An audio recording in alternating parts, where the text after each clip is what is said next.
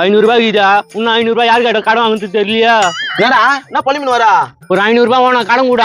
அட யாரா என்கிட்ட எங்க இருக்குது காசு? நேத்துக்கு 500 ரூபாய் கடன் கேக்குறேன். எனக்கு பிறந்த நாள் துணி வாங்கணும், வீட்டுல 500 ரூபாய் தான் குத்தாங்க. பிறந்த நாளா? சரி 500 ரூபாய் தானே வேணும்? ஆம்பா கம்முன்னு நோ இங்க வாடா. என்னப்பா உன்னதானா வாடா. என்னப்பா தானே 500 ரூபாய். எதுக்கு 500 ரூபாய்? கடன் தானே அவர் கொடுக்குறாரு வச்சுக்கா. சரிதான்பா.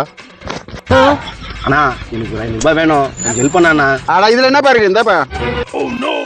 ரொம்ப நன்றிண்ணா. ஏன் 500 ரூபாய்? நோ அவன் 500 ரூபாய் கேக்குறான், சில்லற பையன் குத்துருண்ணா. அட என்னப்பா நீ உடனே கேக்குற? எனக்கு அர்ஜென்ட்டா வேணும் கூடு. நோ பாவம் நான் குத்துருண்ணா. அட என்னடா இவன் உடனே கேக்குறான்? சரிடா இங்க பாருடா, அவர் வாங்கின காசு குத்துட்டாரு. ஆமா குத்துட்டேன். 500 ரூபாய் என்கிட்ட கேட்டிருந்தல்ல, வச்சுக்கோ போய் துணி வாங்கிக்கோ.